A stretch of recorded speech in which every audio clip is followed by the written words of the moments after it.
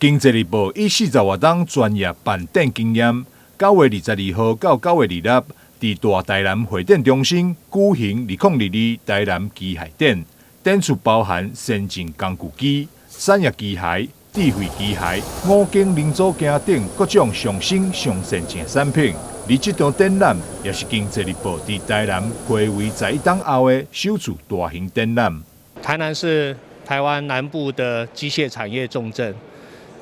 过去11年来，因为台南连没有正式的展览馆，连临时的展览馆都没有，所以经济日报在台南曾经耕耘40年的机械设备展，在台南中断了11年，终于在我们市政府的大力支持下，台南有了新的展览馆。所以我们在展览馆开馆的第1年，特别选在台南举办经济日报台南机械展。这次展览汇聚了全台北中南各地总共200家厂商，大约500个参展的摊位，规模非常的大，也是今年下半年南部最重要的机械设备展。开展第一天，市长委特也特别来到现场参观，并有祝展览顺利。谢谢我们经济日报能够来到我们台南来举办台南机械展。过去都在中部举办精密机械展，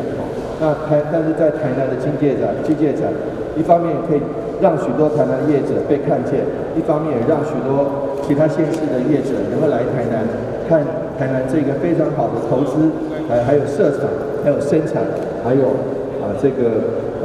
进入市场的一个机会。那非常谢谢，我相信在这几天的展出里面，大家可以看到台湾的实力，那也可以看到台南的潜力。那也希望说在这个展里面，台南机械展中间，能够在各方面都能得到最好的一个媒合，让许多市民朋友可以多来台南机械展看一看我们台湾的一个工业的发展。2022台南机械展，今年参展的机械大厂有漳和、力进、洽群、汉捷等200多间国内外厂商，展出各种上新上先进的机具设备。主办单位欢迎民众换进免费入场看展。台南新闻张硕维采访报道。